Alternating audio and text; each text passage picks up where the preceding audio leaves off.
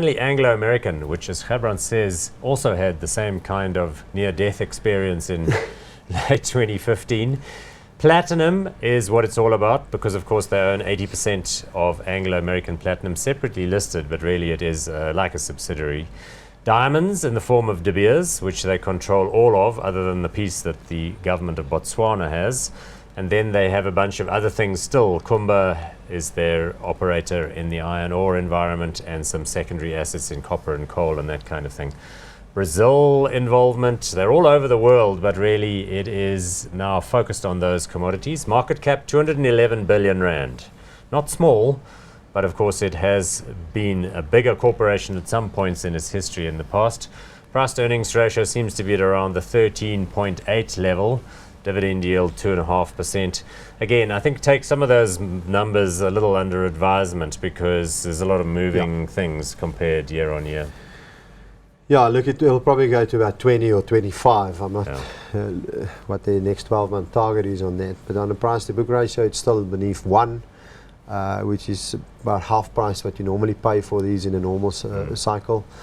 They got a much better spread between commodities than most other guys do. They got about 20% platinum exposure, 20% iron ore exposure, 25 diamonds, 20 copper, and about 15 coal. Do they want to sell the iron ore? They've indicated they want to push out Kumba.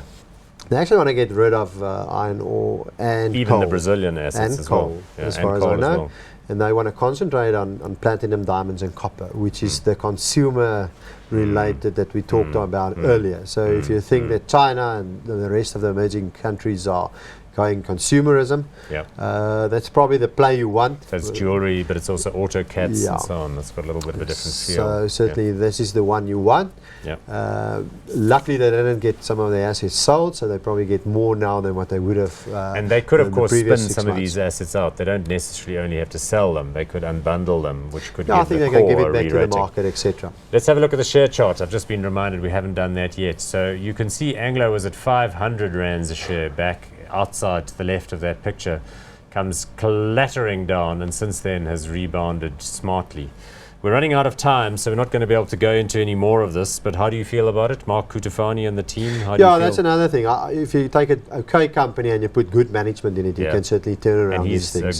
The debt has fallen from 270% to about 0.7 or 70%.